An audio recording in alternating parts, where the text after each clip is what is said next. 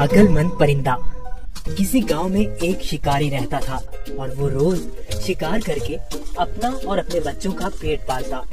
एक मर्तबा ऐसा हुआ कि शिकारी जब शिकार करने जंगल की तरफ गया तो उसे आसमान में एक बहुत ही खूबसूरत और नायाब चिड़िया उड़ती नजर आई।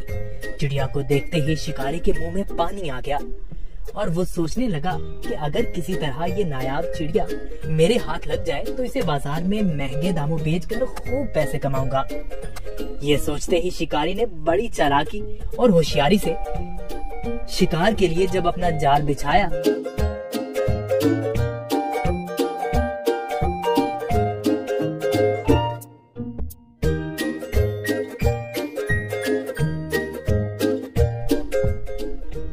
तो उसमें वो खूबसूरत चिड़िया फंस गई। चिड़िया को जाल में देखकर शिकारी अपनी इस कामयाबी पर बहुत खुश हुआ और दिल ही दिल में इस चिड़िया को फरोख्त करने के मंसूबे बनाने लगा। चिड़िया जाल से बाहर निकलने के लिए खूब फड़फड़ाने लगी, लेकिन जब चिड़िया की सारी कोशिशें नाकाम हो गईं और उसे जाल से आजाद होने की कोई सूरत नजर न आई तो उसने मायूस होने की बजाय बड़े इत्मीनान से शिकारी की तरफ देखा और कहने लगी, जरा मेरी बात तो सुनो। वो जैसी छोटी और नन्ही सी चिड़िया को पकड़कर आपको कोई फायदा नहीं होने वाला, क्योंकि अगर तुम मुझे ज़िबा भी करते हो तो मेरे थोड़े से गोश्त और गिनती की चंद नरम और नाजुक हड्डियों से तुम्हारा क्या बनेगा। और अगर तुम मुझे बाजार में फरोख्त भी करते हो तो तुम्हें कितने रुपए मिलेंगे। लेकिन तुम मेरी बात मानो और तुम मुझे इस कैद से आजाद कर दो तो मैं तुम्हें इसके बदले 3 ऐसी कीमती और अनमोल नसीहतें करूंगी जो हमेशा तुम्हारे काम आएंगी। इनमें से पहली नसीहत मैं तुम्हारे हाथ पे बैठ के करूंगी और नसीहत ऐसी होगी जिसे सुनकर तुम्हारा खून और बढ़ जाएगा। और दूसरी नसीहत दीवार पर बैठकर करूंगी जो बहुत ही आला और कारामद होगी। इसके बाद तीसरी और आखिरी नसीहत दरख्त की शाख पर बैठकर करूंगी।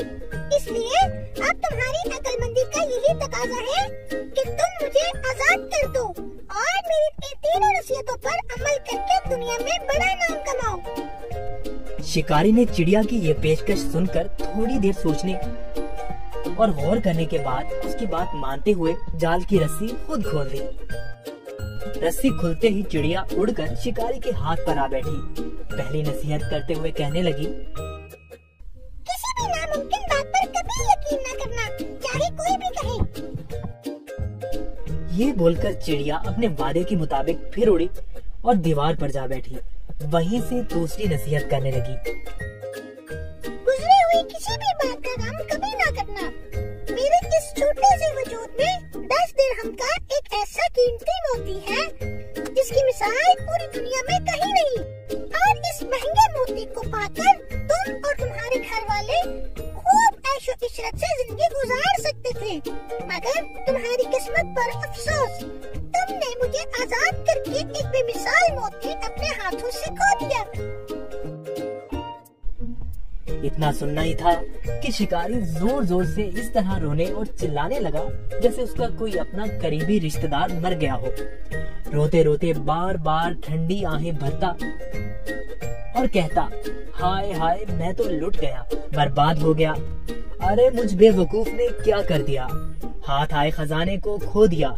ऐसी नादिर चिड़िया क्यों आजाद कर दी। शिकारी जब खूब रो धो चुका तब चिड़िया ने उसे मुखातिब करते हुए कहा,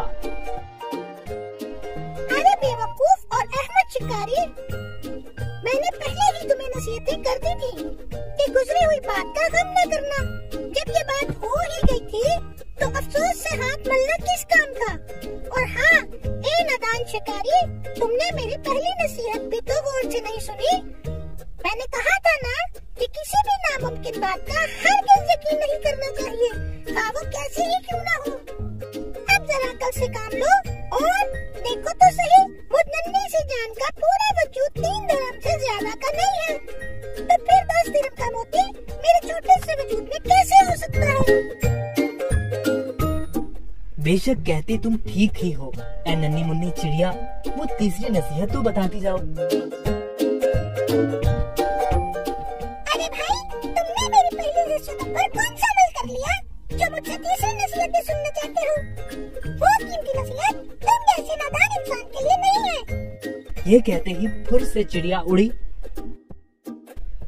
और शिकारी उसको देखता ही रह गया।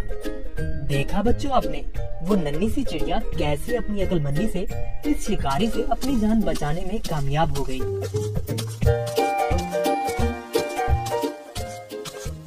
किसी बेवकूफ को नसीहत करना ऐसा है जैसे बंजर जमीन में बीज डालना। अगर आपको हमारी वीडियोस अच्छी लगी हो तो इसको लाइक करें, शेयर करें और हमारे चैनल को सब्सक्राइब करें। शुक्रिया।